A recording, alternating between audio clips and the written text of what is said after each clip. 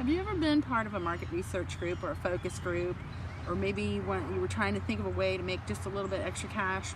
I'm going to tell you about my experience with a focus group regarding indoor plants. I want to say house plants, but they call them indoor plants. So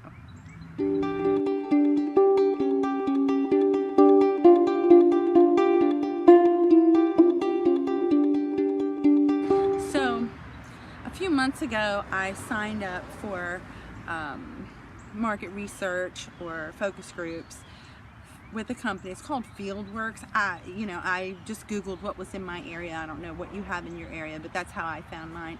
And I've been getting emails periodically from that company about different types of things that they wanted to do some research on. So, for instance, does anybody in your house have diabetes, or do you have any children under the age of 12? You know, questions like that. And most of the questions that they asked me I didn't qualify for.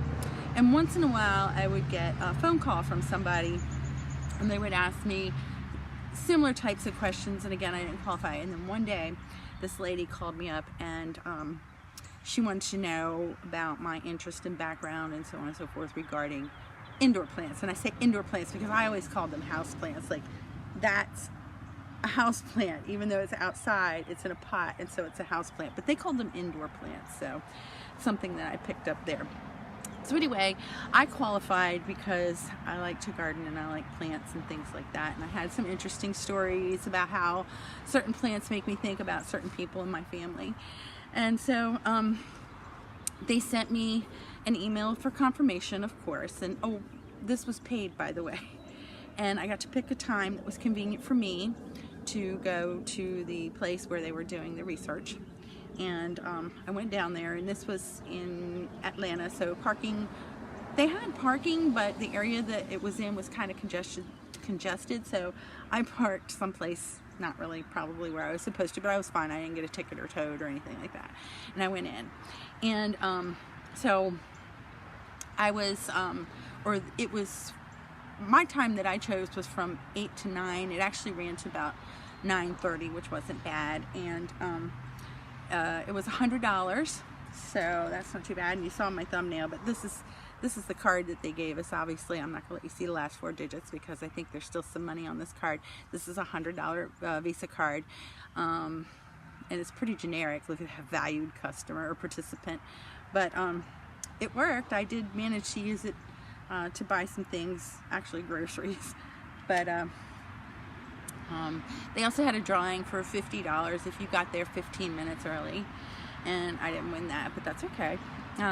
So once I got there, they had us fill out some forms, again asking a lot of questions about what type of houseplants are you familiar with, do you have them in your house, what size, where do you shop for them. That was a big question, about where you get them.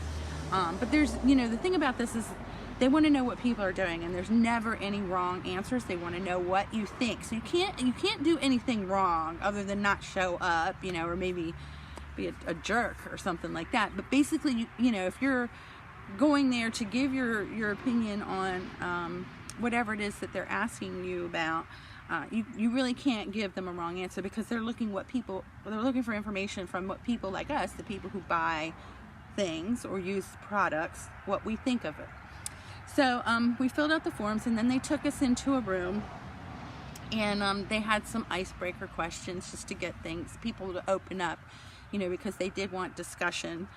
So he did some of that, and I think he asked, like, what would be your ideal vacation. So I think I'm the only person that said I wanted to go someplace in the actual United States. Everybody else wanted to go to all these different places all over the world. I don't know. But you can put that in the comments below, like, what would be your ideal vacation if you could go anywhere without any kind of financial issues involved with it. Tell me where you would like to go. So anyway, I said I wanted to go to Yellowstone. Nature, right? Okay. So they did the icebreaker, and then they started bringing out plants and asking us questions about the plants, and they had them in different kinds of pots. These started out, they were small plants, Some of them were in regular pots, and they asked us what we thought about this, how would we feel about biodegradable pots, what about this little wick thing that they had in the bottom, what about the plant itself. And I do want to tell you that most of the plants that we saw were things that some of them I was familiar with, but most of them, even if it was something I was familiar with, these plants were like a step up. They were a little bit nicer than your run-of-the-mill plant, you know, like if it was a pothos, it was something different about that pothos. Like everybody knows what they are, or pretty much. They're that common plant that you see almost everywhere if you're out and about.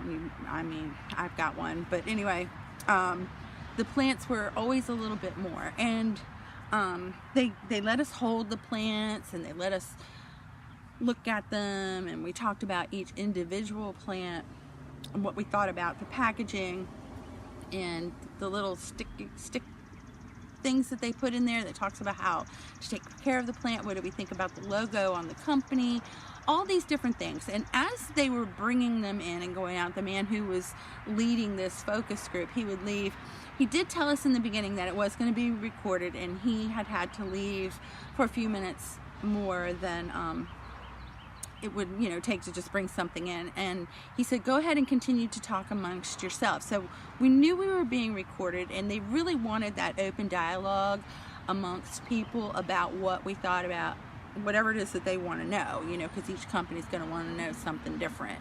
But for us, I think the biggest, honestly, in this particular group, the biggest drawback that we saw with this one was the logo looked kind of like a Christmas angel on a houseplant. It was Angel Exotics, I think is the name of the company, but it looked more Christmassy, where it didn't really look exotic to us, you know.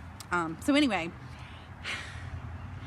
after we did the focus group and they got all the feedback, and we had to fill out these forms as well about what we thought about different aspects about the plant and about the company and about their mission statement and all these different things. We gave that back to him, and again, there was no wrong answers, you know, they just wanted to know what we thought, and we got to keep our plants. So I want you guys to meet Rex. Look at it. It says, this is the thing I think is the cutest. It says, hi there, friends call me Rex. See? And this is a Begonia Rex. This is the plant that I chose to look at. I love this plant too. Look, I don't know if you can tell on there, but the leaves are so iridescent, and the shape of the leaf looks like a begonia, but the rest of the plant really doesn't look much like a begonia at all. And it tells me that he's from India. So I got Rex. He's my new friend, and you can see that's a retail plant, or that's what the retail value is on this plant. I got a plant on top of it. So sometimes when you do these focus groups, you actually get more than just the money, because I think the plant is probably, I would have done it just for the plant.